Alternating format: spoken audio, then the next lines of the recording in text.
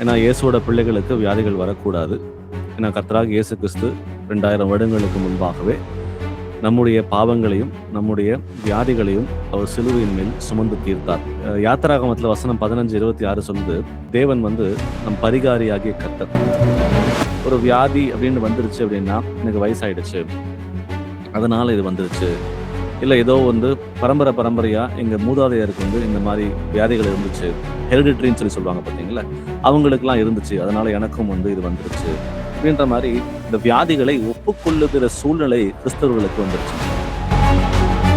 லூக்கா 10:19 சொல்றது, இதோ சர்ப்பத்தையும் தேளையும் மிதிக்கவும் சத்துருவின் சகல வல்லமையும் மேற்கொள்ளவும் நான் உங்களுக்கு அதிகாரம் கொடுக்கிறேன்.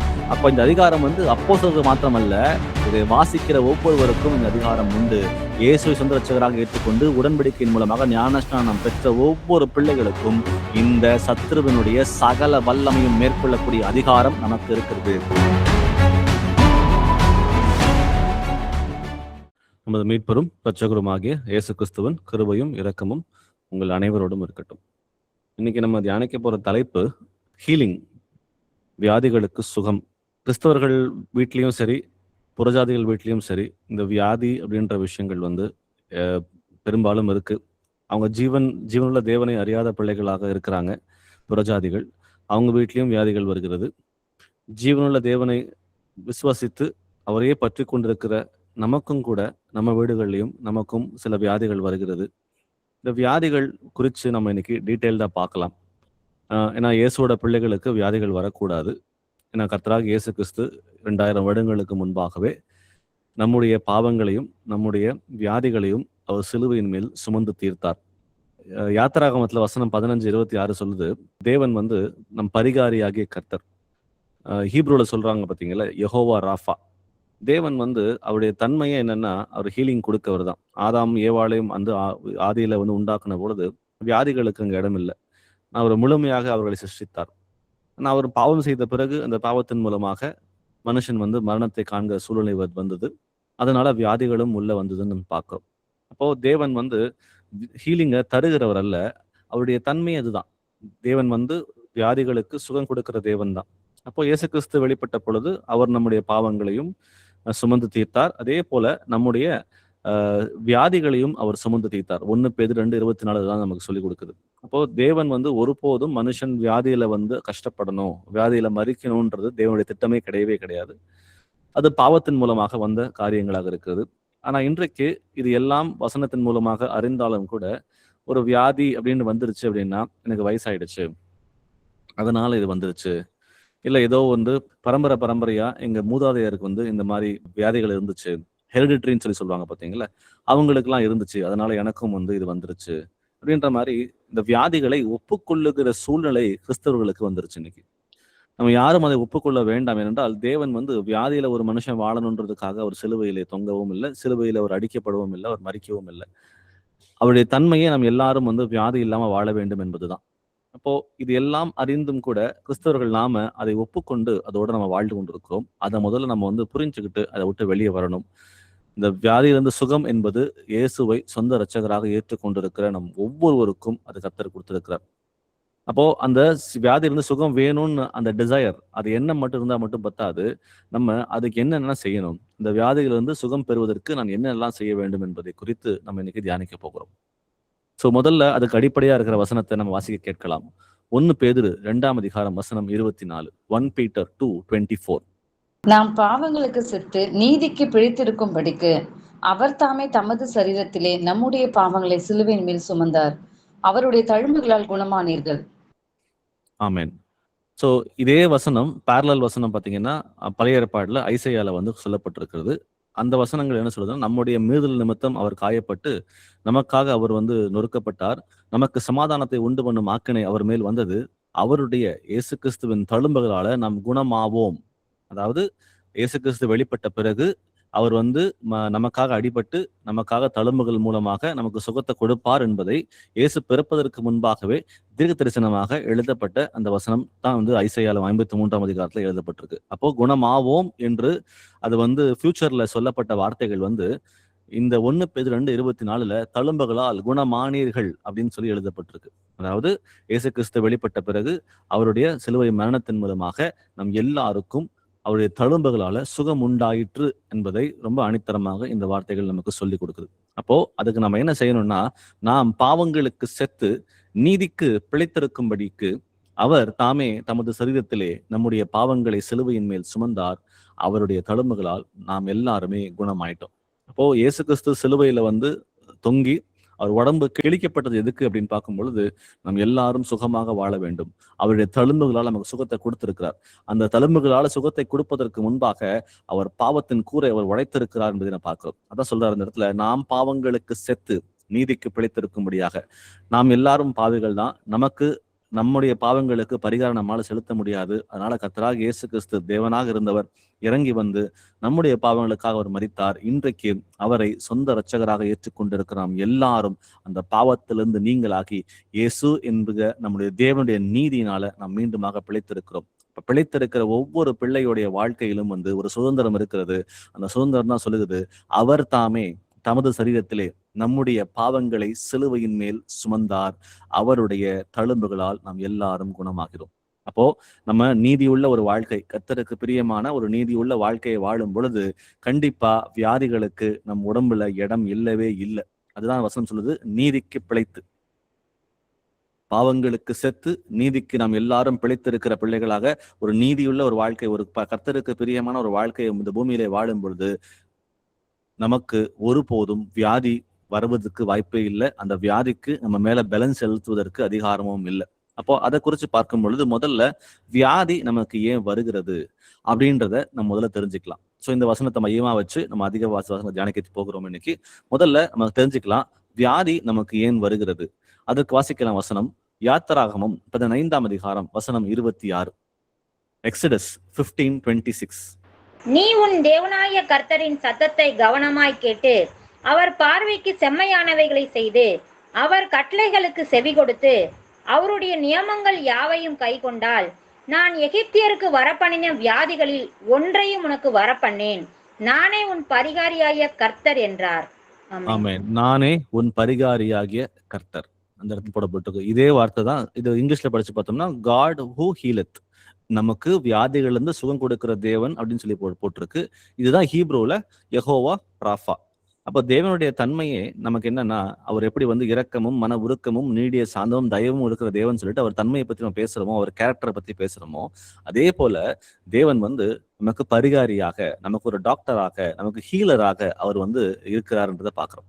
அப்போ இந்த பரிகாரிய கர்த்தர் நமக்கு இருக்கும்போது அந்த வியாதிகள் நமக்கு உடம்புல வராம இருக்கிறதுக்கு நம்ம என்ன செய்யணும்னா, நீ உன் தேவனாகிய கர்த்தரின் சத்தத்தை கவனமாய் கேட்டு. முதல் கண்டிஷன் என்னன்னா, தேவன் நம்மிடம் பேசுகிற வார்த்தைகளை நம்ம அசதியா இல்லாமல் ஜாக்கிரதை உள்ள பிள்ளைகளாக ரொம்ப கவனமாக அந்த வார்த்தைகளை கேட்க வேண்டும் என்று தீர்க்கமாக இந்த வார்த்தை நமக்கு சொல்லுது. 2வது, அவர் பார்வைக்கு செம்மையானதை செய்து.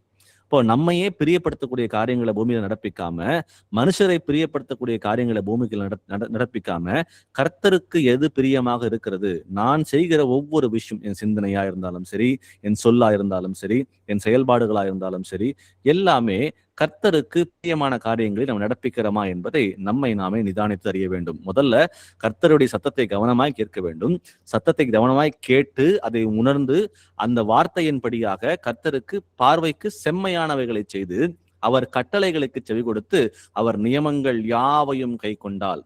அப்போ சத்தத்தை கேட்டு அவர் பார்வைக்கு செம்மையானவைகளை செய்து அவர் கட்டளைகளுக்கு கீழ்ப்படிந்து நடக்கும் பொழுது எகிப்தியனுக்கு வரப்பண்ணின வியாதிகளில் ஒன்றையும் நான் உனக்கு வரப்பண்ணேன். நானே உன் பரிகாரியாகிய கர்த்தர். God is the healer. அவரே நமக்கு வியாதிகள் சுகம் கொடுக்கிறவர் அப்படின்னு சொல்லி பார்க்கிறோம். அப்போ ஹீலிங் கிடைக்கிறதுக்கு முன்பாக, அதாவது வியாதிகள் சுகம் கிடைப்பதற்கு முன்பாக நாம் தேவனுக்கு கீழ்ப்படிய வேண்டும்.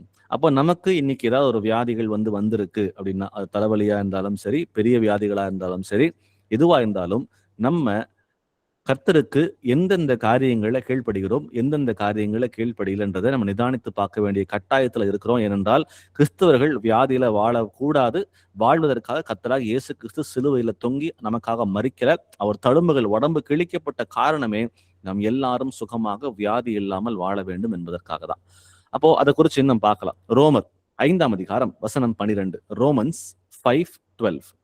இப்படியாக ஒரே மனுஷனாலே பாவமும் பாவத்தினாலே மரணமும் உலகத்திலே பிரவேசித்தது போலவும் எல்லா மனுஷரும் பாவம் செய்தபடியால் மரணம் எல்லாருக்கும் வந்தது போலவும் இதுவும் ஆயிற்று. ஆமென். சோ மனுஷனாலே பாவமும் பாவத்தினாலே மரணமும் உலகத்திலே பிரவேசித்தது போலவும். ஆரம்பத்துல கர்த்தர் ஆதாமியும் ஏவாளையும் உண்டாக்குன போது அவர் முழுமையாக அவரை படைத்தார். படைத்து அவர்களுக்கு எந்த வியாதியுமே இல்லை. ஆனா என்றைக்கு அவர்கள் பாவம் செய்கிறார்களோ அப்பொழுது இந்த பூமியிலே இந்த பாவத்தின் மூலமாக மரணம் ஏற்படுகிறது. அந்த மரணத்துக்கு முன்பாக சில வியாதிகள் வருகிறதுன்னு சொல்லி பார்க்கிறோம். அப்போ என்டையர் ஹியூமனிட்டி, இந்த உலகத்துல இருக்கிற அத்தனை பேரும் இந்த பாவத்தின் மூலமாக அஃபெக்ட் ஆயிருக்கிறாங்க. அப்போ இதை நம்ம ஆதாம குறை சொல்றதை விட நாம அதை பெற்ற பிறகு, இயேசு கிறிஸ்துவை சொந்த ரட்சகராக ஏற்றுக்கொண்ட பிறகு நம்ம எந்தெந்த காரியங்கள்ல இன்னும் மனம் மாறாம இருக்கோம் அப்படின்றத நம்மை நாமே உணர வேண்டும். உணர்ந்து அந்த பாவத்திற்கு மனம் திரும்பும் பொழுது கண்டிப்பா நமக்கு கர்த்தர் விடுதலை கொடுக்க அவர் ரெடியா தான் இருக்கிறார்.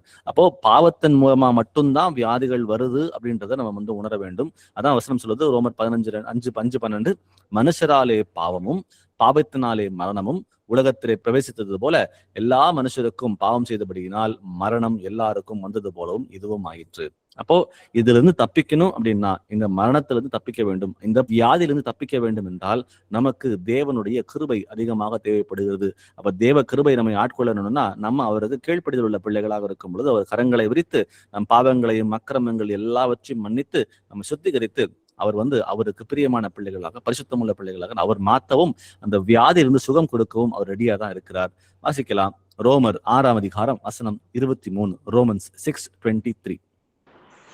பாவத்தின் சம்பளம் மரணம், தேவனுடைய கிருபை வரமோ நம்முடைய கர்த்தராகிய இயேசு கிறிஸ்துவினால் உண்டான நித்திய ஜீவன்.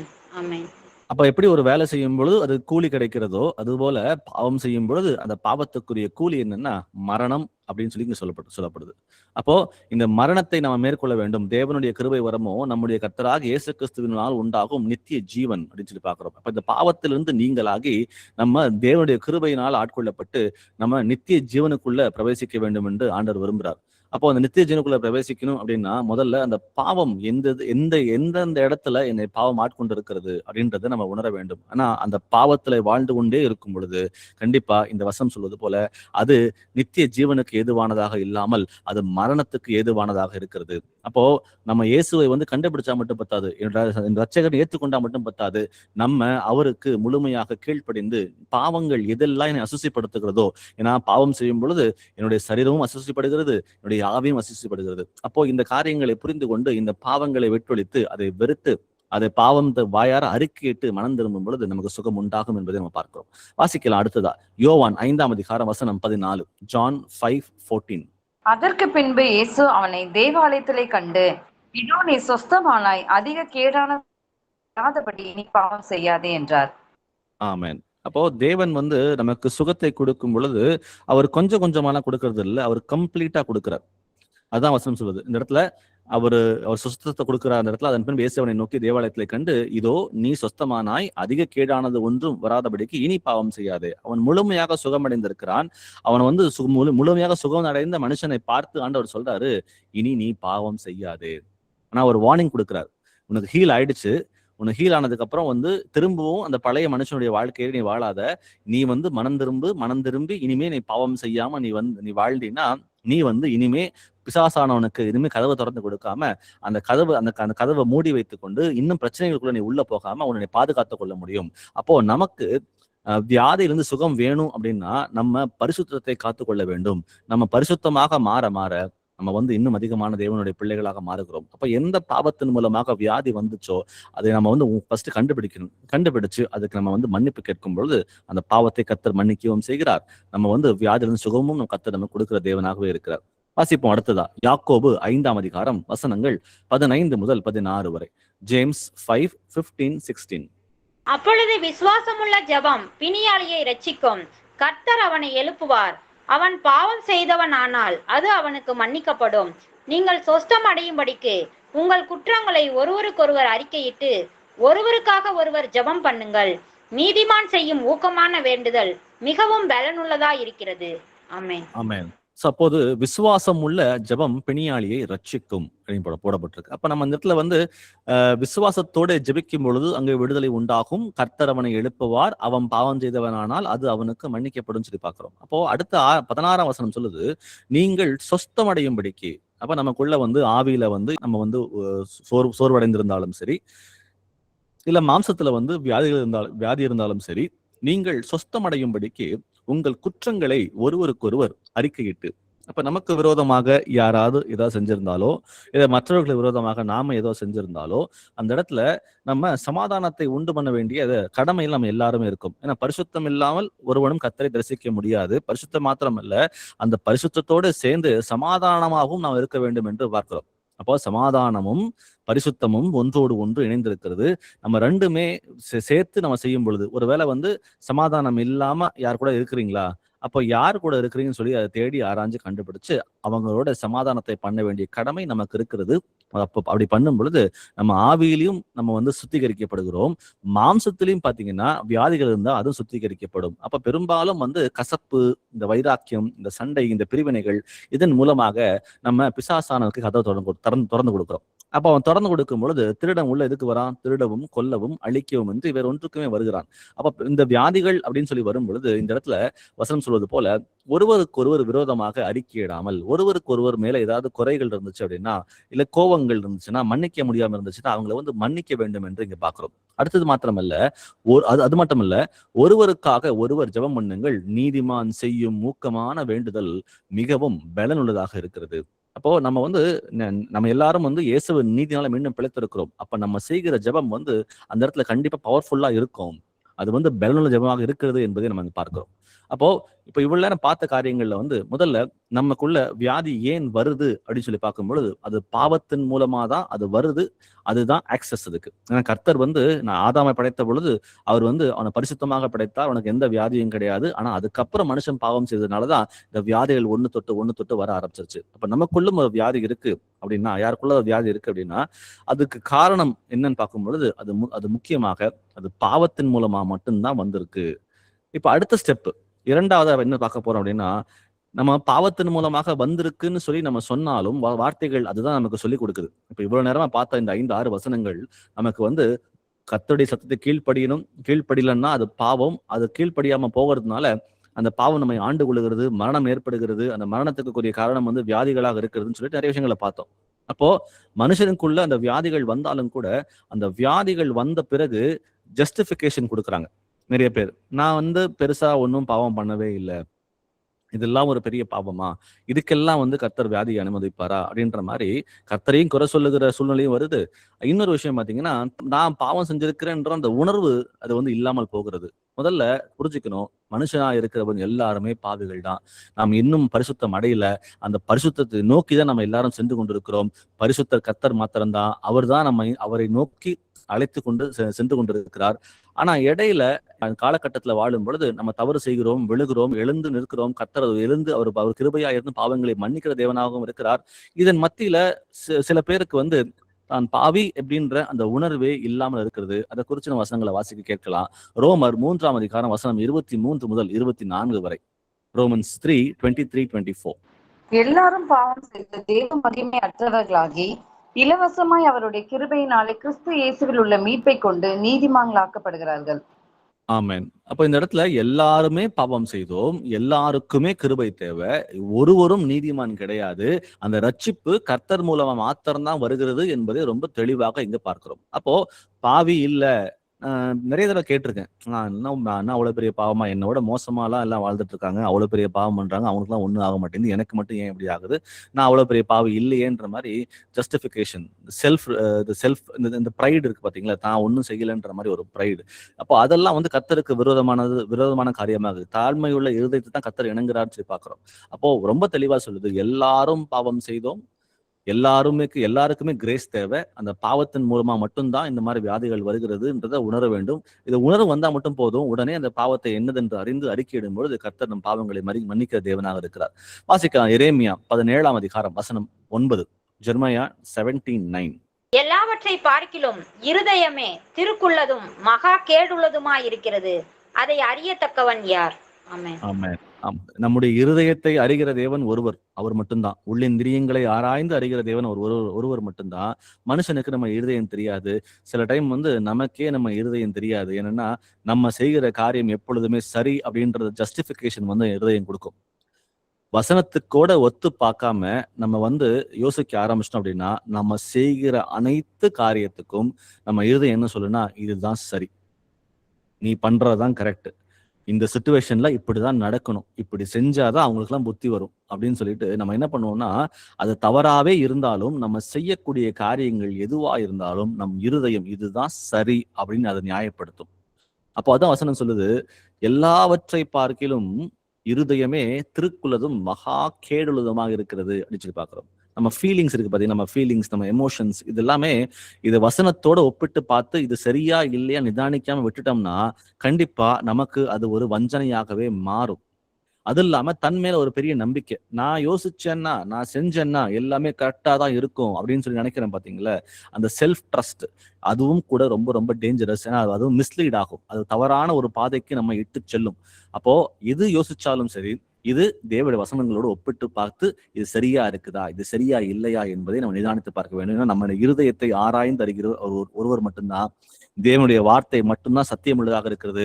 நம் எண்ணங்கள் சத்தியம் அல்ல. நம் எண்ணங்கள் எது வந்தாலும் சரி, எல்லாவற்றையும் அதை புடமிட்டு பார்த்து அதை வசனத்தோடு ஒப்பிட்டு பார்த்து மட்டும்தான் ஆமா இல்லைன்றது ஒப்புக்கொள்ள வேண்டும். அப்படி செய்யாம விட்டுட்டோம் அப்படின்னா கண்டிப்பா நம்முடைய யோசனைகள் பாவத்துக்கு இட்டு செல்லும். அப்ப அந்த பாவம் பரிபூரணம் அடையும், அது மரணத்தை பிறப்பிக்கும் அப்படின்னு பாக்குறோம். வாசிக்கலாம். 1 யோவான் 1 வசனம் 8. 1 John 1:8. நமக்கு பாவம் இல்லை என்போமானால் நம்மை நாமே வஞ்சிக்கிறவர்களாய் இருப்போம், சத்தியம் நமக்குள் இராது. ஆமென். இப்போ பாவம் என்பது அது உண்மையானதுதான். அது நம்ம எல்லாருக்குள்ளும் இருக்குதுன்றத அந்த வசனம் சொல்லுகிறது.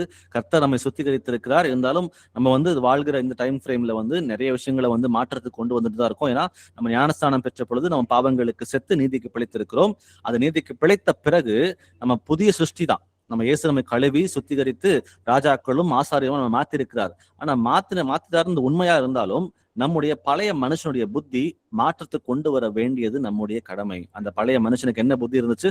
அதே பொரணி, அதே கோபம், அதே கசப்பு, அதே வைராக்கியம், அதே மன்னியாமை, அதே இச்சடக்கம் இல்லாத தன்மை, இது எல்லாமே பாவத்துக்குரிய காரியங்கள் தானே.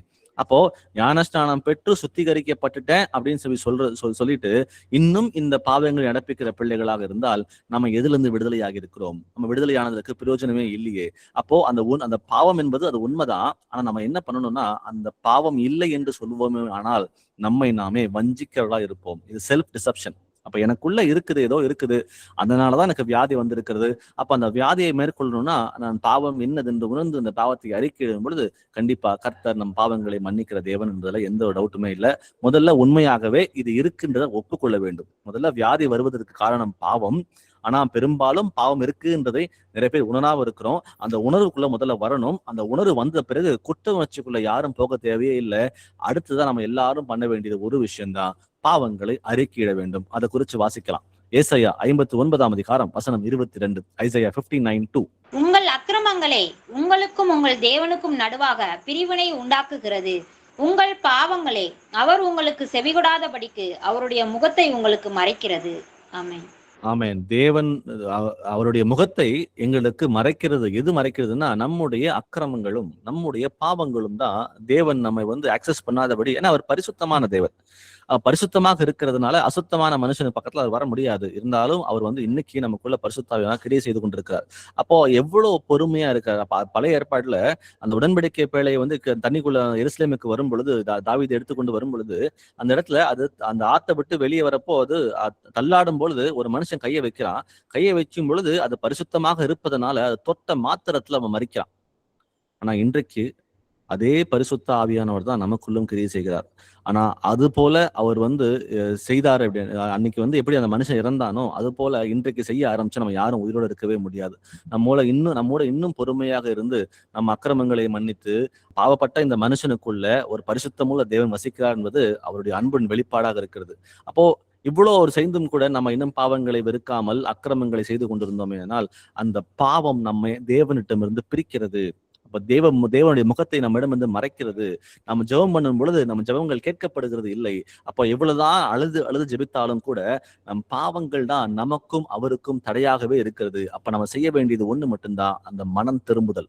அந்த பாவம் இன்னதென்று அறிந்து அதை அறிக்கையிட்டா மட்டும் போதும், அந்த பாவங்களை கர்த்தர் மன்னிப்பதற்கு தயவுபெருத்த தேவனாக இருக்கிறார். வாசிக்கலாம். நீதிமொழிகள் 28ஆம் அதிகாரம் வசனம் 13. Proverbs 28:13.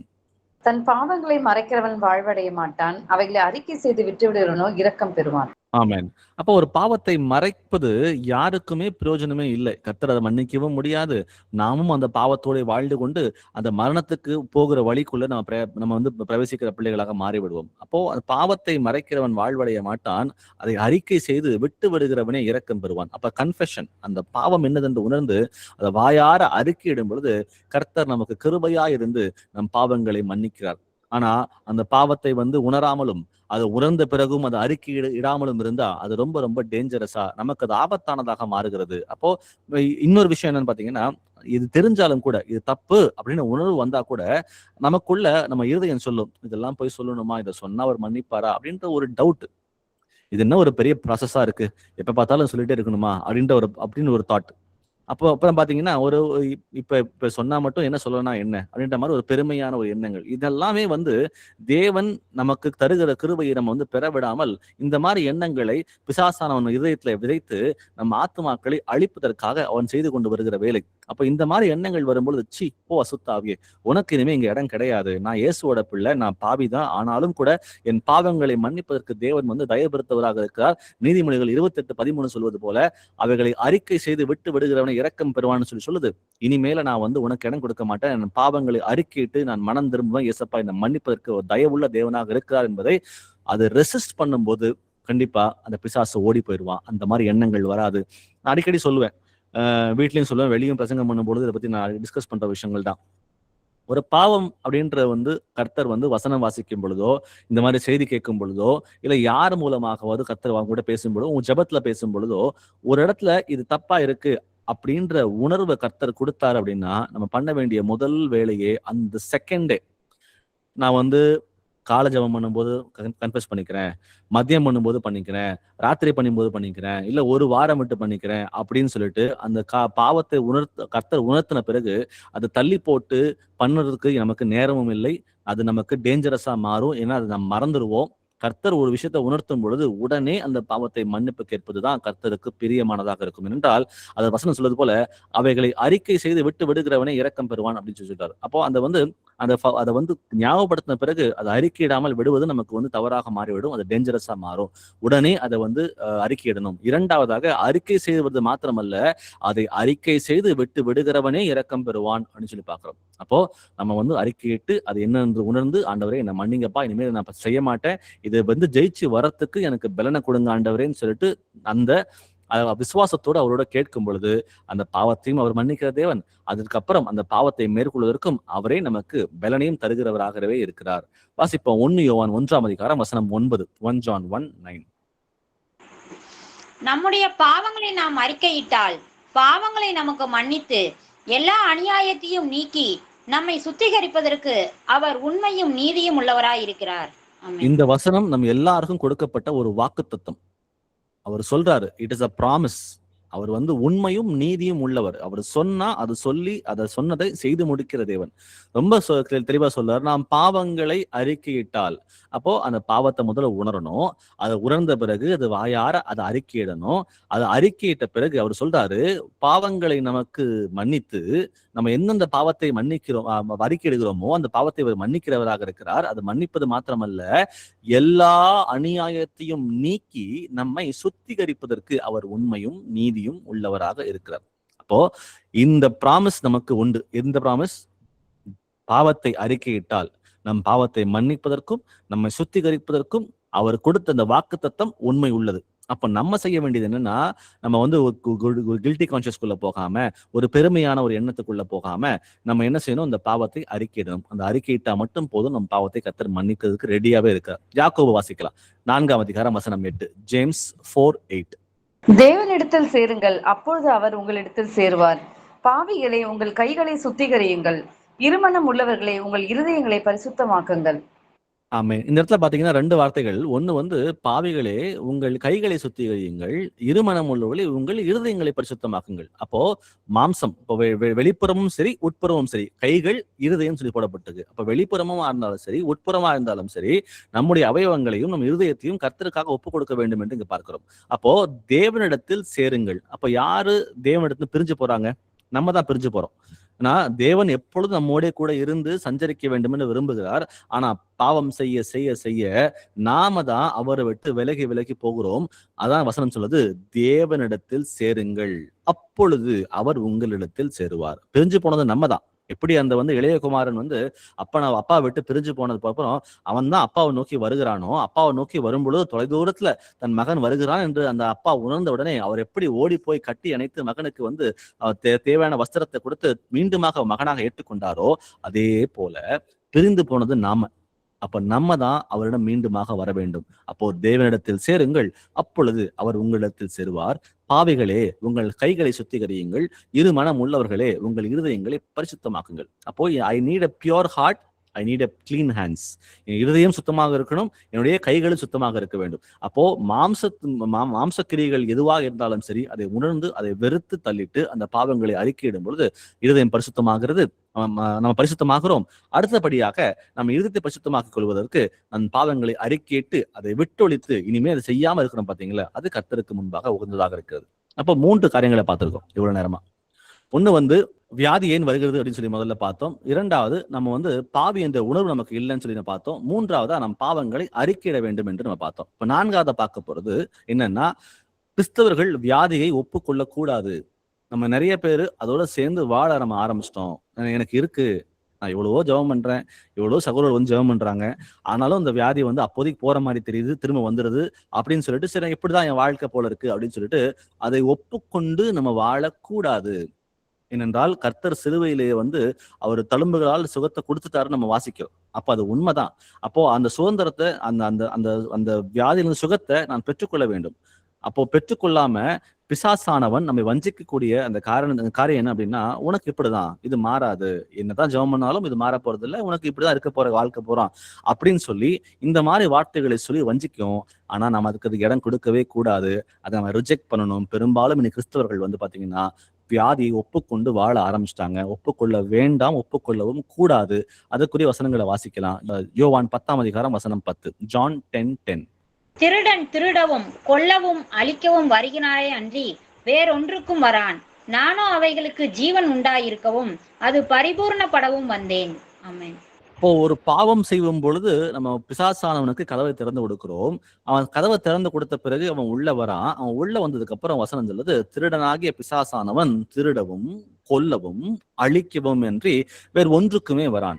அப்போ அவனுடைய மோட்டிவ் என்னன்னா, எப்படியாவது இந்த ஆத்மாவையும் இந்த மாம்சத்தையும் அழிச்சிடணும் அப்படின்றதுதான் அவனுடைய சிந்தையாக இருக்கிறது. அப்போ உள்ள வரும் பொழுது அவன் வியாதிகளை உண்டாக்குகிறான், பிரச்சனைகளை உண்டாக்குகிறான், எப்படியாவது இடலை உண்டாக்கி நம்ம ஆத்மாவை அழிப்பதற்காக அவன் அநேக வழிகளை தேடிக்கொண்டிருக்கிறான். ஆனா நானும் அவைகளுக்கு ஜீவன் உண்டாயிருக்கவும் அது பரிபூரணப்படவுமே வந்தேன் அப்படின்னு சொல்லி ஆண்டவர் சொல்றார். அப்ப வெறும் ஜீவனை தருவதற்கு மாத்திரமல்ல, அது பரிபூர்ணமாக தருவதற்கு.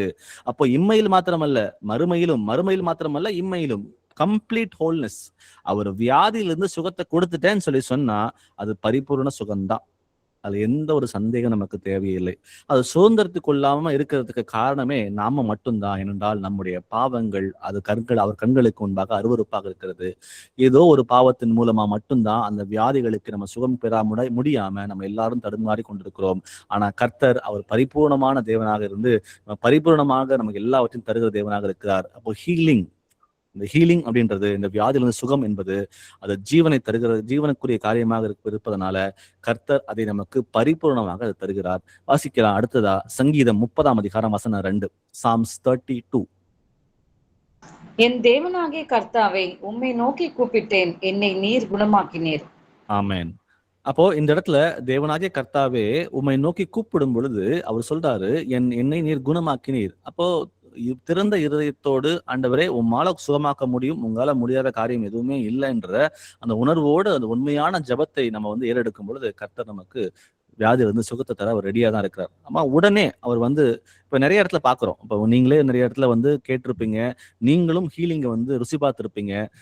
நீங்க ஜெபம் பண்ணும் பொழுதோ, சகோதரர்கள் வந்து ஜெபம் பண்ணும் பொழுதோ, கைகளை மேல வைக்கும் பொழுதோ, இயேசுவின் நாமத்துல போ அப்படின்னா வலிகள் இருந்த தடையுமே தெரியாம கர்த்தர் சுகத்தை கொடுக்கிறார். அப்ப கர்த்தருக்கு வந்து தலைவலியா இருந்தாலும் சரி, கேன்சரா இருந்தாலும் சரி, எதுவுமே பெருசு இல்லை. கர்த்தர் முன்பாக எல்லாமே சின்னதுதான்.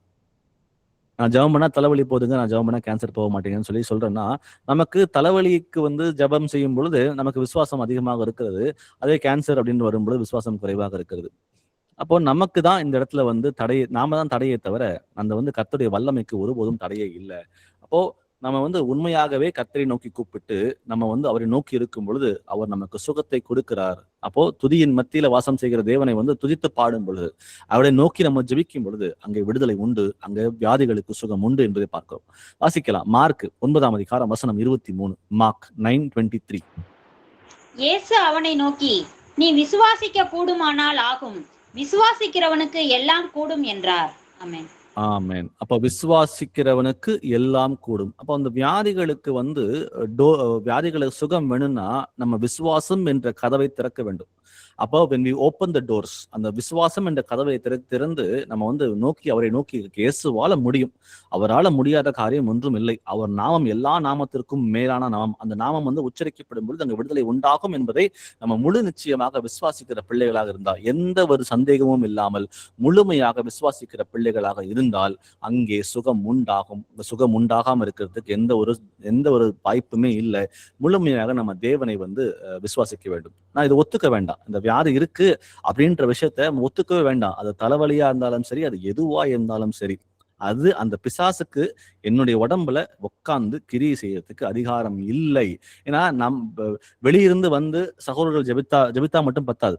ஜெபிக்கும் பொழுது இயேசுவின் நாமத்திற்கு வானோர் பூதலத்தோர் பூமியின் கீழே எல்லா முழங்காலும் மண்டிட்டு நமக்கு தெரியும். அப்போ அந்த நேரத்துல சுகம் உண்டாகும். ஆனா அதுக்கப்புறம் அந்த பாவத்தை நம்ம மீண்டும் மீண்டும் செய்யும் பொழுது அது போனது திரும்ப வந்துட்டு இன்னும் மோசமாதான் நிலைமை மாறும். அப்போ நம்ம வந்து முதல்ல புரிஞ்சுக்க வேண்டியது, முதல்ல இந்த இடத்துல பாவங்களை அறிக்கையிட வேண்டும். வியாதிக்கு இருந்துச்சுன்னா கூட இனிமே அதை ஒத்துக்கொள்ளாம, இனிமே என் உடம்புல உனக்கு கிரியை செய்யறதுக்கு அதிகாரம் கிடையாது அப்படின்றத அந்த டிட்டர்மினேஷன் சொல்லுவாங்க பாத்தீங்களா, ஐம் ஃபெட் அப், இனிமேல வந்து என்கிட்ட இருக்கிறதுக்கு அதிகாரம் கிடையாது, ஏசு எனக்கு சுகத்தை கொடுத்துட்டார், இனிமேல என்னை வஞ்சிப்பதற்கு உனக்கு அதிகாரம் இல்லைன்ற அந்த மாதிரி யோசிக்கிறமே தவிர, இல்ல என்னால முடியல, எனக்கு வியாதி வந்துருச்சு, எனக்கு கர்த்தர் அனுமதிச்சுட்டாரு, இது என் பரம்பரையா இருக்கு, இது வந்து தீர்க்கறதுக்கு ஒரு வழியே இல்லைன்னு சொல்லி புலம்புகிற பிள்ளைகளாக இல்லாமல் எதிர்த்து நிற்கிற பிள்ளைகளாக ஒத்துக்காம அதை ரிஜெக்ட் பண்ணணும். இயேசுவின் நாமத்துல போன்னு சொல்லி ரிஜெக்ட் பண்ற பிள்ளைகளாக மாற வேண்டும். அப்போ அதுக்கு தான் கர்த்தர் நம்ம எல்லாருக்குமே அதிகாரத்தை கொடுத்திருக்காரு. இப்ப பார்க்க போற தலைப்பு அதை குறிச்சுதான். நம் எல்லாருக்கும் அதிகாரம் இருக்கு. கர்த்தராகிய இயேசு கிறிஸ்துவ நாமத்திலே ஞானஸ்நானம் பெற்ற நம் எல்லாருக்கும் அதிகாரம் உண்டு. அதுதான் அப்போஸ்தலர் 12:38 சொல்லுது. நீங்கள் மனம் திரும்பி ஒவ்வொருவரும் இயேசு கிறிஸ்துவ நாமத்தில் ஞானஸ்நானம் பெற்றுக்கொள்ளுங்கள், அப்பொழுது பரிசுத்தாவின் வரத்தை பெறுவீர்கள். நமக்கு பரிசுத்தாவின் வரம் முழுமையாக இருக்கிறது. அந்த வரங்களோடு சேர்த்து கர்த்தர் நமக்கு அதிகாரத்தையும் கொடுத்திருக்கிறார். அந்த அதிகாரத்தை நம்ம பூமியிலே பயன்படுத்த வேண்டும். அதை பயன்படுத்தும் போது பிசாசிகள் நடுங்கும், அதை வந்து இருக்கிற இடத்தை விட்டு காலி பண்ணும். அது யாரா இருந்தாலும் சரி, இயேசு மேல விசுவாசம் வைத்து இந்த நாமத்தை உச்சரிக்கும் பொழுது அங்கே விடுதலை உண்டாகும். அதுக்குரிய வசனங்களை வாசிக்கலாம். மத்தேயு 28:18. Matthew 28:18. அப்பொழுது இயேசு சமீபத்தில் வந்து அவர்களை நோக்கி, வானத்திலும் பூமியிலும் சகல அதிகாரம் எனக்கு கொடுக்கப்பட்டிருக்கிறது. ஆமென்.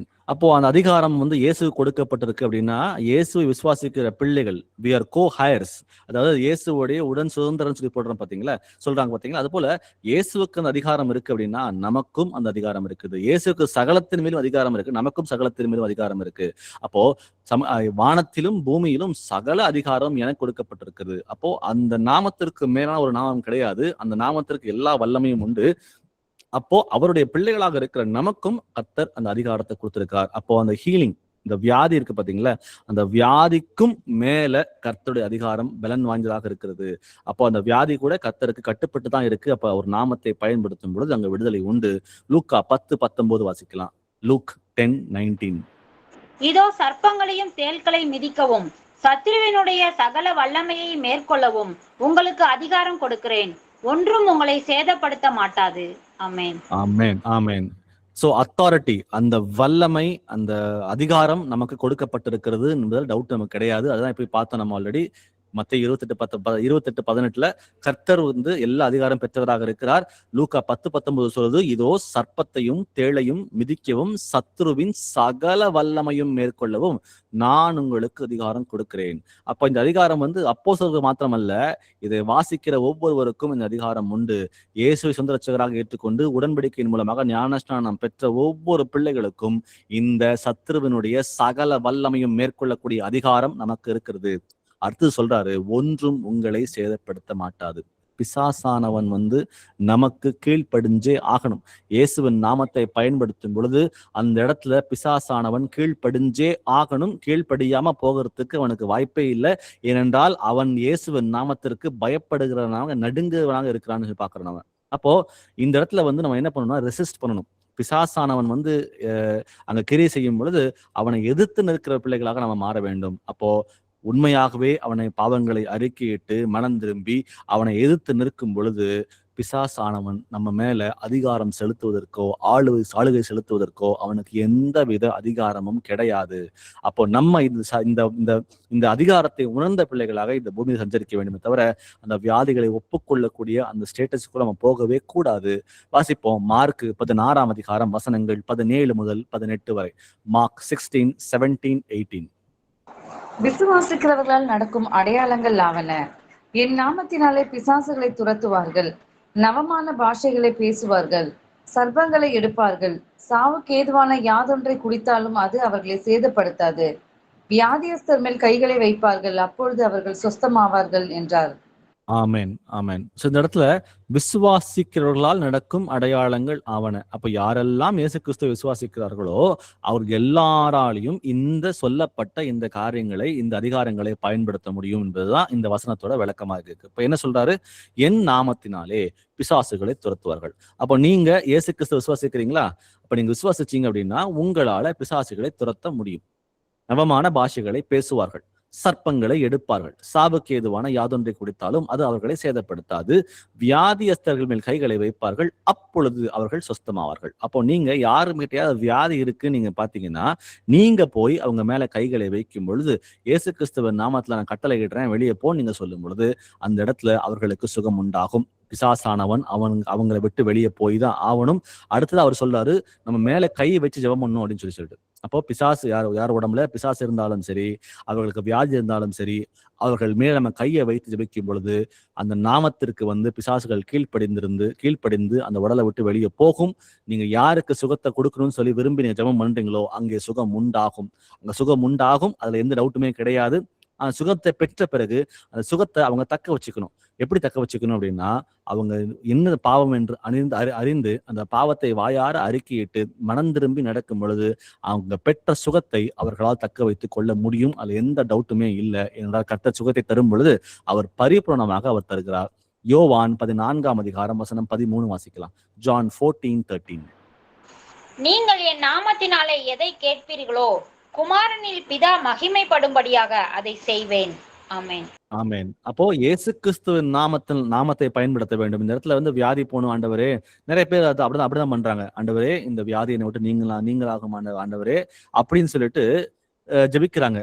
அப்படி ஆண்டவர் ஜெபிக்க சொல்லவே இல்லை. பிசாசுகளை வந்து மேற்கொள்ள வேண்டும் என்று ஆண்டவர் நமக்கு சொல்லுகிறார். நம்ம கெஞ்ச வேண்டாம் அந்த இடத்துல. ஏன்னா ஆண்டவர் வந்து 2000 வருஷத்துக்கு முன்பாகவே நமக்கு சுகத்தை கொடுத்துட்டார். ஆண்டவர்கிட்ட போயிட்டு ஆண்டவரே வியாதி ரொம்ப கஷ்டமா இருக்கு ஆண்டவரே எனக்கு சுகத்தை கொடுங்க ஆண்டவர்னு சொல்லி கேட்க தேவையே இல்லை. ஏன்னா பிசாசானவன் மூலமா மட்டும்தான் அந்த வியாதிக்கு நம்ம மேல பலன் இருக்கிறது. இது ஆண்டவர் வந்து அதிகாரத்தை கொடுத்திருக்காரு. அதிகாரத்தை கொடுத்த பிறகு இயேசு கிறிஸ்துவின் நாமத்துல போ அப்படின்னு சொல்றது மட்டும்தான் நம்முடைய வேலை. அதான் இங்க சொல்றாரு, நீங்கள் என் நாமத்திலே எதை கேட்பீர்களோ குமாரனில் பிதா மகிமைப்படும்படியாக அதை செய்வேன். அப்ப தேவ நாமம் அங்கே மகிமைப்படும், பிதாவை நாமம் அங்கே மகிமைப்படும். நம்ம வந்து அதை கேட்டா மட்டும் போதும், கண்டிப்பா அங்கே நடக்கும். ஹீலிங் வந்து நமக்கு கர்த்தர் கொடுத்த சுதந்திரமாக இருக்கிறது. நம்ம எல்லாரும் அதை பெற்றுக்கொள்ள வேண்டும். அப்ப அடுத்ததா பார்க்க போற தலைப்பு என்ன அப்படின்னா, பயத்தையும் அவிசுவாசத்தையும் மேற்கொள்ள வேண்டும். இது ரொம்ப வந்து கிரிட்டிக்கலான ஒரு விஷயம். என்னன்னா நம்ம வந்து அவிசுவாசம், பாவத்தை உணர்றோம், பாவத்தை அறிக்கையிடுறோம், மனம் திரும்புறோம், அப்ப அதிகாரத்தை பயன்படுத்துறோம். அதிகாரத்தை பயன்படுத்தின பிறகு அடுத்த ஸ்டெப் என்ன அப்படின்னா, இந்த பிசாசு போச்சா இது போலையா, இந்த வியாதி போச்சா இது போலையா, இன்னும் வலிக்குது, ஏன் இந்த வலி, இன்னும் நான் ஜெபம் பண்றேனே, நான் கட்டளை கொடுத்தனே, ஏன் இந்த வலி மாறாம இருக்கு இப்படின்னு சொல்லிட்டு நம்ம யோசிக்க ஆரம்பிக்கும் பொழுது ஆட்டோமேட்டிக்கா அவிசுவாசம் பிறக்க ஆரம்பிக்கும். அது இல்லாம பயமும் நமக்கு வரும். இந்த வியாதி வந்துருச்சா அப்படின்னு சொல்லிட்டு ஒரு பயமும் வரும். இதுக்கெல்லாம் நம்ம இடம் கொடுக்க தேவையில்லை. நம்முடைய பயத்தையும் நம்முடைய அவிசுவாசத்தையும் நாம தான் மேற்கொண்டாக வேண்டும். அதுக்குரிய வசனத்தை வாசிக்கலாம். 2 தீமோத்தேயு 1 அதிகாரம் வசனம் 7. 2 Timothy 1:7. தேவன் நமக்கு பயமுள்ள ஆவியை கொடாமல் பலமும் அன்பும் தெளிந்த புத்தியும் உள்ள ஆவியை கொடுத்திருக்கிறார். ஆமென். இப்போ தேவன் நமக்கு கொடுத்திருக்கிற ஆவி அது பயமுள்ள ஆவி இல்லையா. பரிசுத்த ஆவியானவர் ஒரு பயமுள்ள ஆவி இல்லை, அவர் பலமில்லாத ஆவி இல்லை. அவர் சொல்றாரு அந்த ஆவி பலமும் அன்பும் தெளிந்த புத்தி உள்ள ஆவியாக இருக்கிறது. அப்போ தேவனுடைய ஆவியை நம்மோட கூட இருக்கும் பொழுது நாம் எதை குறித்து கலங்க வேண்டும், எதை குறித்து பயப்பட வேண்டும். தேவன் நமக்கு எவ்வளவோ வாக்குத்தத்தம் கொடுத்திருக்கார். இப்ப வாசிச்ச பாத்தீங்களா, நிறைய வார்த்தைகள். இந்த வார்த்தைகள் மூலமா நம் பாவங்கள் மன்னிக்கப்படுகிறது, நமக்கு அதிகாரத்தை கொடுத்திருக்கிறார், நம்ம சுகத்தை கொடுத்திருக்கிறார்னு சொல்லிட்டு வசனங்கள் ரொம்ப தெளிவாக இதுதான் அப்படின்னு சொல்லிட்டு நமக்கு சொல்லி கொடுக்குது. நமக்கு எவ்வளவு வாக்குத்தத்தம் இருக்கிறது. ஆனாலும் அந்த வாக்குத்தத்தத்துக்கு மேலாக நமக்குள்ள ஒரு பயம், ஒரு அவிசுவாசம், பிசாசு பேசுகிற வார்த்தைகள் இருக்கு பாத்தீங்களா.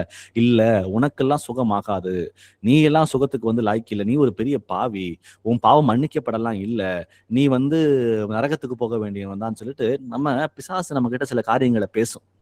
நம்ம என்ன பண்றோம்னா, சத்தியத்தை அறிந்த பிறகும் வார்த்தைகள் மேல விசுவாசம் உள்ள பிள்ளைகளாக இருந்த பிறகும் பிசாசானவன் பேசுகிற வார்த்தைகளை கேட்டு அதுதான் சத்தியமோ, ஒருவேளை கர்த்தனை கைவிட்டுட்டாரோ, ஒருவேளை இப்படிதான் வாழ்ந்தாவணுமோ அப்படின்னு சொல்லி நம்ம என்ன பண்றோம்னா, தவறான சிந்தனையில ஒரு பொய்க்கு இடம் கொடுத்து நம்ம அதை வாழ ஆரம்பிச்சிடறோம். ஆனா இங்க ரொம்ப தெளிவா ஆண்டவர் சொல்றாரு, தேவன் நமக்கு பயமுள்ள ஆவியை கொடுக்கவில்லை, பலமும் அன்பும் தெளிந்த புத்தி உள்ள ஆவியை கொடுக்கிறார். அப்போ முதல்ல இந்த பயத்துல இருந்து வெளியே வாங்க. ஏதாவது பிரச்சனை அப்படின்னா உடனே இதுதான் முடிஞ்சு போச்சுன்ற மாதிரி ஒரு எண்ட் ஆஃப் ஸ்டோரியா இல்லாம இதை மேற்கொள்வதற்கும் கர்த்தர் பலத்தை கொடுக்கிறார், இதை மேற்கொண்டு வருவதற்கு ஒரு உதவி செய்கிற தேவன் என்பதை விசுவாசத்தோடு இருக்கும் பொழுது அங்க பிரச்சனைகள் இடம் இல்லாம போகும். வாசிக்கலாம் அடுத்ததா ஏசாயா 41:10. ஐசாயா 41:10.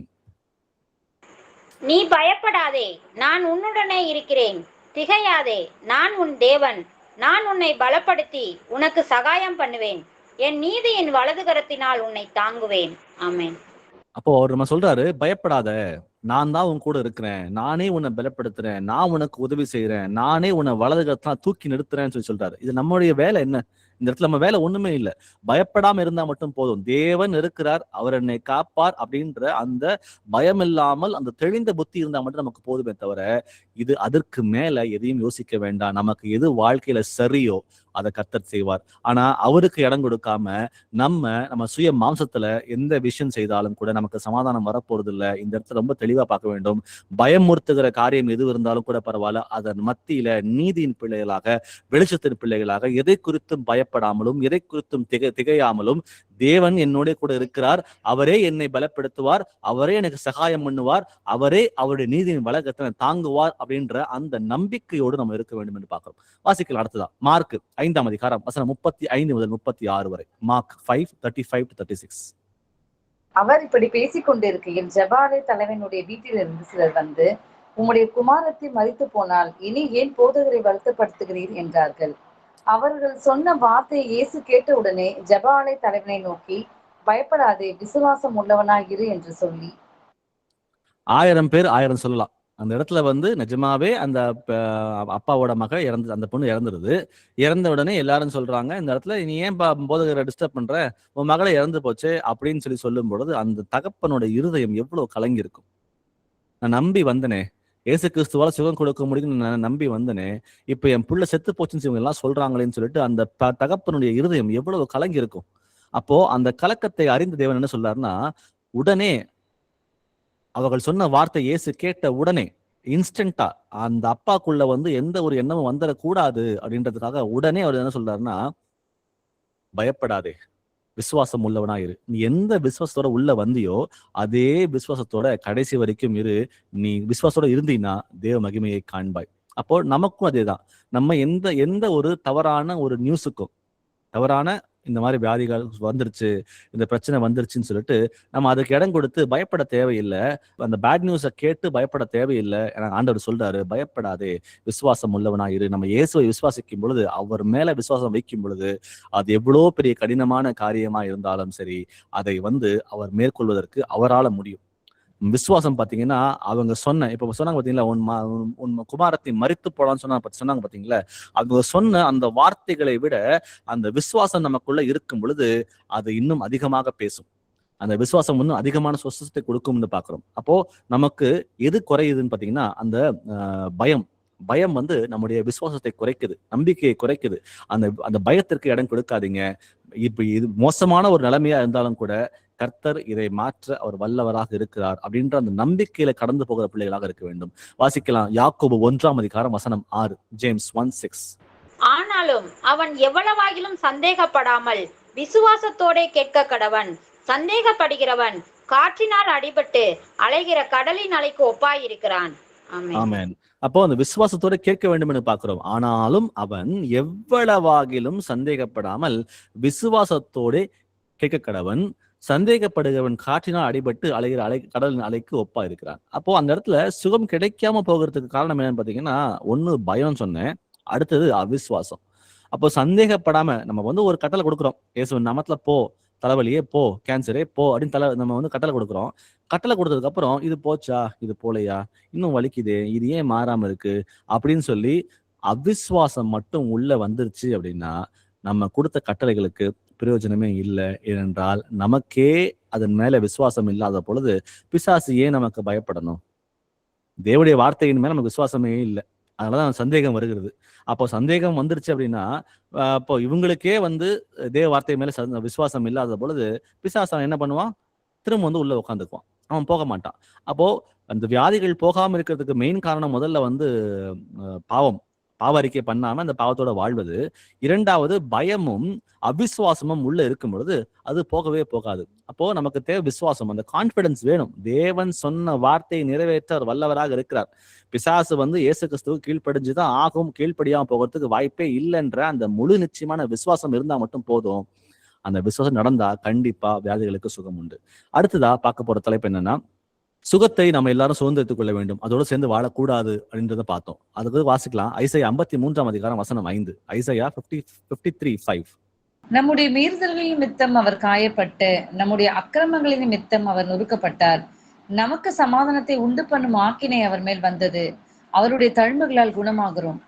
ஆமென். அப்போ தழும்புகளால் குணமாகிறோம் என்று சொல்லப்பட்ட அந்த ஏசாயால சொல்லப்பட்ட தீர்க்க தரிசனம் இயேசு கிறிஸ்து வந்து சிலுவை மரணத்தின் மூலமாக நமக்கு வந்து அது கொடுத்துட்டாரு. அது ஆரம்பத்துல பார்த்த 1 பேதுரு 2:24 பார்த்தோம் பாத்தீங்களா, இயேசுவின் தழும்புகளால் நாம் குணமானோம். இதுல குணமாகிறோம் போட்டிருக்கு, ஆனா பேதுருல வந்து குணமானோம் சொல்லி போட்டிருக்கு. அப்போ அந்த ஆசீர்வாதத்தை எல்லாரும் சுதந்திரத்துக் கொள்ள வேண்டும். சங்கீதம் 103:3-5 வரை வாசிக்கலாம். சாம்ஸ் 103:3-5. அவர் உன் அக்கிரமங்களை எல்லாம் மன்னித்து உன் நோய்களை எல்லாம் குணமாக்கி உன் பிராணனை அழிவுக்கு விலக்கி மீட்டு உன்னை கிருபையினாலும் இரக்கங்களினாலும் முடிசூட்டி நன்மையினால் உன் வாயை திருப்தியாக்குகிறார். கழுகுக்கு சமானமாய் உன் வயது திரும்ப பால வயது போல் ஆகிறது.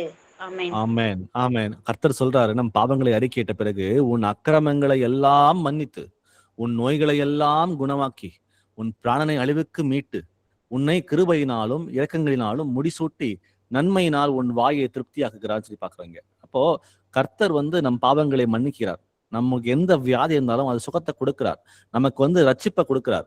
அப்ப ரட்சிப்பை கொடுக்கறது மாத்திரமல்ல, ஜீவ கிரீடத்தை தரன்னு சொல்லி சொல்றாரு. அடுத்ததா பாத்தீங்கன்னா கழுகுக்கு சமானமாய் உன் வயது திரும்ப வாழ வயது போல் ஆகிறது. அப்போ இன்றைக்கும் பலவீனம் இருந்தாலும் கூட பரவாயில்ல, அந்த பாவங்களையும் அறிக்கையிட்டு மனம் திரும்பி விசுவாசத்தோடு உறுதியாக நிற்கும் பொழுது எல்லாவற்றுக்கும் நீங்களாக்கி கர்த்தர் சொல்றாரு, கழுகுகளுக்கு சமானமான உன் வயது திரும்ப வாழ வயது போல ஆகும் அப்படின்னு சொல்லி இங்க நமக்கு ஒரு வாக்குத்தத்தம் கொடுக்கப்பட்டிருக்கு. அப்போ இதை நம்ம உணர வேண்டும். இதை உணர்ந்து இந்த சுதந்திரத்தை, இந்த ஆசீர்வாதத்தை சுதந்திரத்துக் கொள்ள வேண்டும் என்று பார்க்கிறோம். அடுத்ததா வாசிக்கலாம் மார்க் 11:24. மார்க் 11:24. ஆதலால் நீங்கள் ஜெபம் பண்ணும் போது எவைகளை கேட்டுக்கொள்வீர்களோ அவைகளை பெற்றுக்கொள்வோம் என்று விசுவாசியுங்கள், அப்பொழுது அவைகள் உங்களுக்கு உண்டாகும் என்று சொல்லுகிறேன். ஆமென். ஆமா, நீங்க ஜெபம் பண்ணும் பொழுது எவைகளை கேட்டுக்கொள்வீர்களோ அவைகளை பெற்றுக்கொள்வோம் என்று விசுவாசியுங்கள்.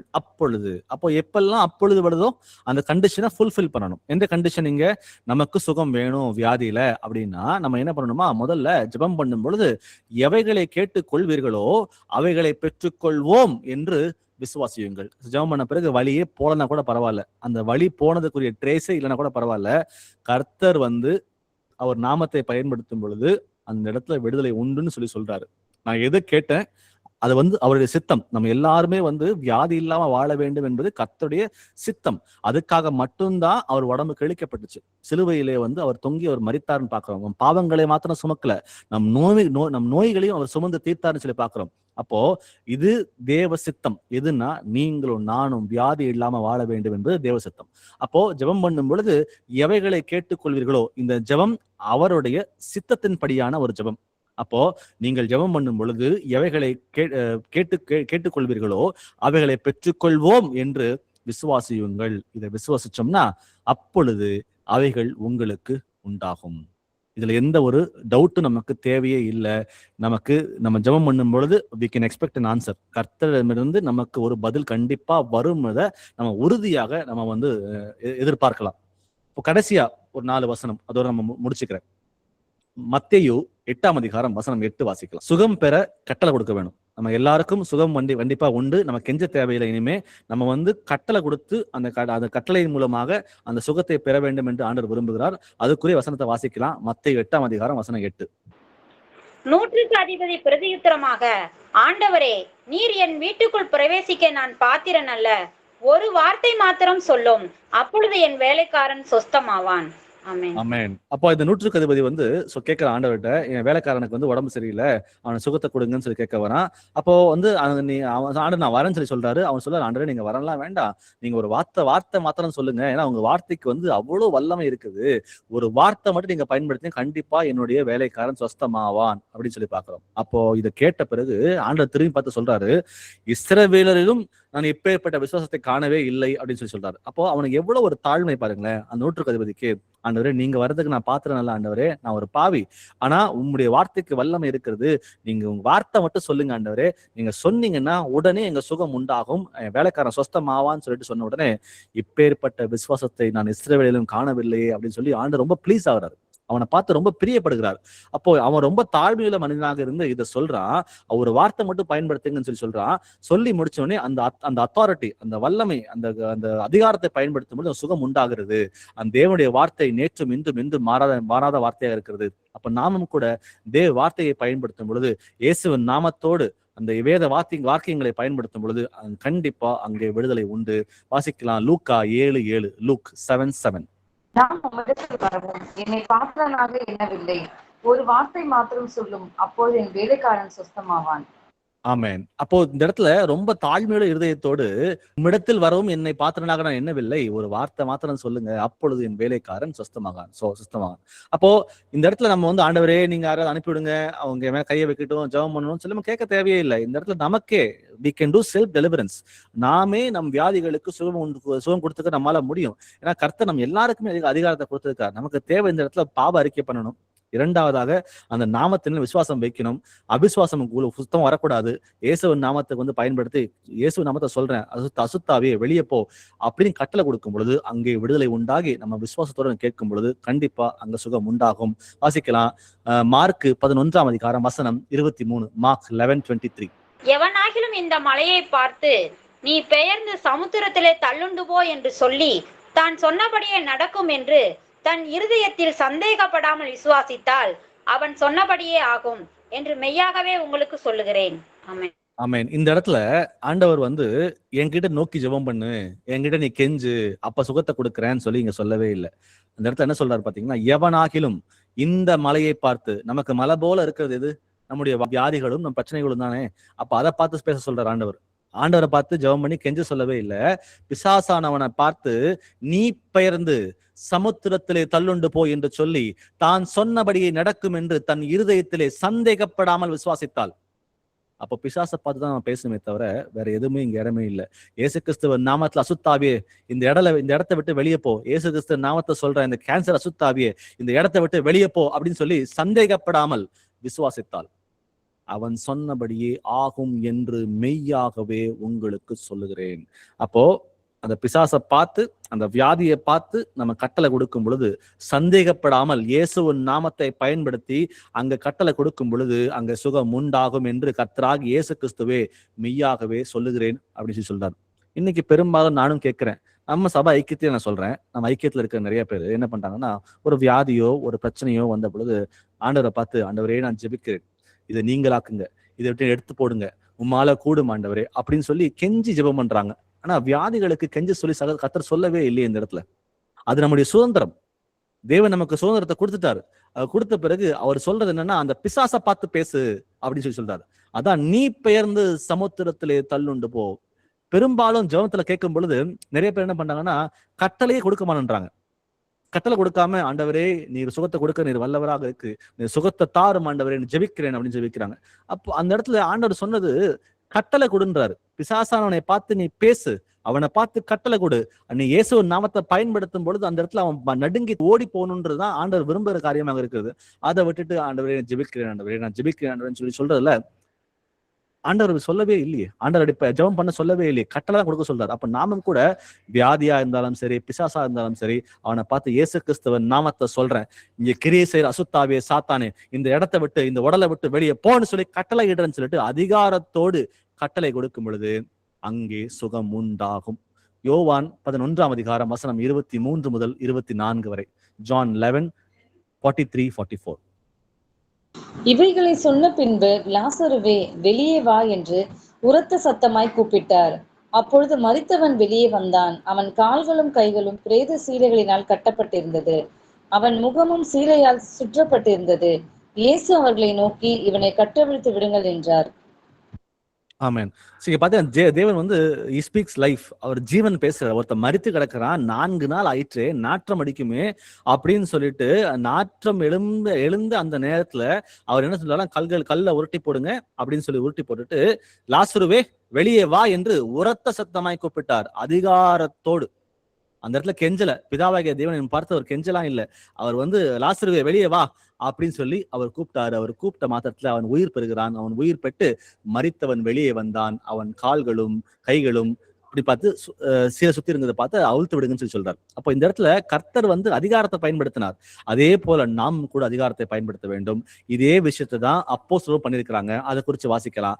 அப்போஸ்தலர் பணி 3ஆம் அதிகாரம் வசனங்கள் 6 முதல் 7 வரை. ஆக்ட்ஸ் 3:6-7.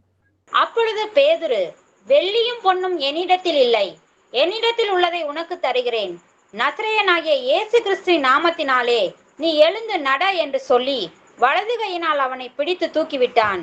உடனே அவனுடைய கால்களும் கரடுகளும் பலன் கொண்டது. ஆமென். நம்ம ஒரு பெரிய ஹாஸ்பிட்டலுக்கு போலாம், நம்ம பெரிய டாக்டரை பார்க்கலாம், நமக்குள்ள ஏகட்ட பணம் இருக்கலாம், அந்த வியாதிகளுக்கு வந்து சுகம் கொடுக்குற அளவுக்கு வந்து அந்த ஆப்ரேஷனை பண்றதுக்கோ அந்த வியாதிக்கு வந்து மாத்திரை சாப்பிட்றதுக்கோ நம்ம கிட்ட ஏகப்பட்ட பணம் இருக்கலாம். அதெல்லாம் இங்க முக்கியமே இல்லை. இங்க பேதுரு சொல்றாரு, வெள்ளியும் பொன்னும் என்னிடத்தில் இல்லை, என்னிடத்தில் இருக்கிறதை உனக்கு தருகிறேன். இயேசுவின் ஜீவன் அவர்கிட்ட இருந்துச்சு பேதுருகிட்ட. அதான் சொல்றாரு, என்னிடத்தில் உள்ள ஜீவனை உனக்கு நான் தருகிறேன், நசரேயனாகிய இயேசு கிறிஸ்துவின் நாமத்திலே நீ எழுந்து நட என்று சொல்லி அவன் வலது கையினால் அவனை பிடித்து தூக்கிவிட்டான். உடனே அவன் கால்களும் கரடுகளும் பலன் கொண்டது. இந்த இடத்துலயும் கூட பேதுரு பாத்தீங்கன்னா தன்னுடைய அதிகாரத்தை பயன்படுத்துகிறார். நசரேயனாகிய இயேசு கிறிஸ்துவின் நாமத்தினால நீ எழுந்து நட அப்படின்னு சொன்னது மாத்திரமல்ல, அவன் கையை பிடித்து அப்படி எந்திரிச்சு அவர் அவன் தூக்கி விடுகிறார். அவன் கால்களும் கரடுகளும் பலன் கொண்டதுன்னு பாக்குறோம். அப்போ நம்ம அந்த கட்டளையை கொடுக்க வேண்டிய இடத்துல நம்ம இருக்கிறோம். நம்ம எல்லாருமே இப்ப யாருக்கு உடம்பு சரியில்லாலும் சரி, வியாதி இருந்தாலும் சரி, அந்த இடத்துல இயேசுவின் நாமத்துல கையை வச்சு அசுத்தாவியை வெளியே போ அப்படின்னு சொல்லும் பொழுது அந்த பிசாசு கீழ் படிஞ்சே தீரணும். அந்த இடத்தை விட்டு வெளியே போயே ஆகணும். நீங்க கண்ணால காண்பது விசுவாசம் அல்ல, கண்ணால காணாமல் விசுவாசிப்பதுதான் பெருசுன்னு சொல்லி ஆண்டவர் சொல்லுகிறார். யோவான் ஸ்நானகனை பார்க்கிறோம் நம்ம எல்லாரும் பேறு பெற்றவர்கள். ஏனென்றால் அவன் கண்டு விசுவாசித்தான், நம்ம எல்லாருமே காணாமல் விசுவாசிக்கிறோம். அப்ப நம்ம விசுவாசமும் நமக்கு கிடைக்க போற ரிவார்டும் ரொம்ப பெரியதுன்னு சொல்லி பாக்குறோம். அப்போ நமக்கு இந்த இடத்துல வந்து கண்ணில் பார்க்கல, இது சரி ஆகலன்னு சொல்லி அவிசுவாசத்துக்குள்ள போகாம இயேசு கிறிஸ்துவின் நாமத்தை பயன்படுத்தும் பொழுது அங்க விடுதலை உண்டாகும் என்ற அந்த நம்பிக்கை. அப்போ அவிசுவாசம் இல்லாமல் நம்ம உச்சரிக்கும் பொழுது, அதிகாரத்தோடு அவர் நாமத்தை பயன்படுத்தும் பொழுது அங்கே ஜீவன் உண்டாகும். வாசிக்க கடைசி வசனம் நீதிமொழிகள் 18ஆம் அதிகாரம் வசனம் 21. Proverbs 18:21. மரணமும் ஜீவனும் நாவின் அதிகாரத்தில் இருக்கும், அதில் பிரியப்படுபவர்கள் அதன் கனியை புசிப்பார்கள். ஆமென், ஆமென். மரணமும் ஜீவனும் நாவின் அதிகாரத்தில் இருக்கிறது. அப்ப நம்ம எதை நம்ம சொல்றோமோ அதன் கனியை அவர்கள் புசிப்பார்கள். இந்த இடத்துல ஜீவன் உண்டாகட்டும் இயேசு கிறிஸ்துவின் நாமத்துல நீங்க சொன்னீங்கன்னா அங்க ஜீவன் உண்டாகும். ஆனா சொன்ன பிறகு இது சரி ஆகலையே அப்படின்னா அந்த பிசாசு அந்த இடத்தை விட்டு போகவே போகாது. இப்ப நம்ம கத்துக்கிட்ட என்ன விஷயம்னா, நீங்க பார்க்கும் பொழுது முதல்ல நம்ம எல்லாருக்கும் ஒன்று தெரிஞ்சுக்கணும், வியாதியோட வாழறதுக்கு கர்த்தர் நம்ம யாரும் அனுமதிக்கவே இல்லை. 2000 வருடங்களுக்கு முன்பாவே கர்த்தர் நம்ம எல்லாருக்குமே சுகத்தை கொடுத்துட்டார். அப்போ வியாதி ஏன் வருது அப்படின்னா, நம்ம பாவத்தின் மூலமா மட்டும்தான் வியாதிகள் வருகிறது. அப்போ அந்த வியாதிகள் வந்த பிறகு அந்த பாவத்தை நம்ம அறிக்கையிட்டு நம்ம மனம் திரும்ப வேண்டும் என்று பார்த்தோம். பாவத்தை அறிக்கையிட்டு கண்டுபிடிக்கணும், நம்ம அறிக்கையிட்டு நம்ம மனம் திரும்பணும். இன்னொரு பெரிய பிரச்சனை என்னன்னா, நம்ம எல்லாரும் அந்த பாவத்தை ஒப்புக்கொள்ள ஆரம்பித்து விட்டோம். அந்த வியாதியை ஒப்புக்கொள்ள ஆரம்பித்து விட்டோம். நம்ம அந்த வியாதியை ஒப்புக்கொள்வது தேவையே இல்லை. ஏனென்றால் கர்த்தருடைய உடம்பு கிழிக்கப்பட்டது எதுக்காக அப்படின்னா, நீங்களும் நானும் சுகமாய் வாழ்வதற்காக தான். அது மாத்திரமல்ல, கர்த்தர் கொடுத்த அதிகாரத்தை நம்ம எல்லாரும் பயன்படுத்த வேண்டும். கர்த்தரிடம் அதிகாரம் இருக்கிறது. அவர் நாமத்தில் விசுவாசம் உள்ள பிள்ளைகளாக இருக்கிற நம்ம எல்லாரும் அந்த அதிகாரத்தை ஒப்புக்கொள்ள வேண்டும். அந்த அதிகாரத்தை பயன்படுத்த வேண்டும். அப்போ வியாதிகளுக்கு சுகத்தை கொடுக்க நீங்க போகும் பொழுதோ, உங்களுக்கே நீங்க வியாதிகளுக்கு சுகம் கொடுக்க நீங்க ஜெபம் பண்ணும் பொழுதோ, உங்களுக்குள்ள ஒரு பயமோ அவிசுவாசமோ ஒருபோதும் வரவே கூடாது. அதுதான் உங்களுடைய அந்த ஹீலிங்க்கு, அந்த வியாதிகளுக்கு சுகமாகாம இருப்பதற்கு ஒரு பெரிய தடையாகவே இருக்கிறது. இது நம்ம இந்த வியாதியிலிருந்து சுகம் கர்த்தர் கொடுத்துட்டாருன்ற அந்த விஷயத்தை உணர்ந்து முழுமையாக நம்ம அதை சுதந்திரித்துக் கொள்ள வேண்டும். அவரில் நிலைத்திருந்து கடைசியா நம்ம பார்த்தது போல கர்த்தருடைய நாமத்தை பயன்படுத்தி கெஞ்சாம அந்த இடத்துல இயேசு கிறிஸ்துவ நாமத்தை சொல்றேன், வெளியே போ அசுத்தாவின்னு சொல்லி, அந்த வியாதி எதுவா இருந்தாலும் சரி. ஆனா அந்த பிசாசுக்கு பேர் என்னன்னா, நம்ம இப்போ எக்ஸாம்பிள் தலைவலி அப்படின்னா அதுதான் பிசாசோட பேரு. இப்ப கால் வலி, மூட்டு வலி அப்படின்னா அந்த பிசாசோட பேரு மூட்டு வலி பிசாசு. தலைவலினா தலைவலி பிசாசு. இடுப்பு வலினா இடுப்பு வலி பிசாசு. சக்கரை வியாதினா சக்கரை வியாதி பிசாசு. இப்படிதான் அந்த பிசாசோட பேரு. அப்ப நம்ம என்ன பண்ணணும்னா, அந்த பேரை பயன்படுத்தணும். இயேசு கிறிஸ்துவின் நாமத்தை சொல்றேன், மூட்டு வலி கொடுக்க அசுத்தாவியே என் உடலை விட்டு வெளியே போ. தலைவலியை கொடுக்க அசுத்தாவியே இயேசு கிறிஸ்துவ நாமத்தை சொல்ல என்னை விட்டு வெளியே போ. இடுப்பு வலியை கொடுக்க அசுத்தாவியே இயேசு கிறிஸ்துவ நாமத்தை சொல்ல என்னை விட்டு வெளியே போ. இப்படின்னு சொல்லி கட்டளை நம்ம அதிகாரத்தோடு கொடுக்கும் போது மட்டும்தான் அந்த நாமத்திற்கு அது பயப்பட்டு அது கீழ்ப்படிந்து அது விட்டு ஓடி போகும். அது ஒரு ஸ்டெப். அதுக்கு முன்பாக பாவங்களை அறிக்கையிட்டு மனம் திரும்பி விசுவாசத்தோடு இருக்கும் பொழுது கண்டிப்பா நம்ம எல்லாருக்கும் சுகம் உண்டு. இந்த உணர்வோடு இந்த வார்த்தைகளை கேட்டிருக்கோம். இந்த உணர்வோடு இதை மறந்து விடாமல் நம்ம எல்லாரும் இன்னும் அதிகமாக எழும்பி இந்த வார்த்தைகளை புரிந்து கொண்டு நமக்கு மாத்திரமல்ல, நம்ம கை வைக்கிற எல்லாருக்கும் சுகம் உண்டாகும்படியாக இந்த வரத்துல இன்னும் பெருக வேண்டும் என்று கர்த்தரிடம் கேட்டு நம்ம இன்னும் அதிக பெருகி இன்னும் கர்த்தர் ராஜ்யத்தை எடுத்து கட்டுவதற்கு நம்மை ஒப்புக் கொடுப்போம்.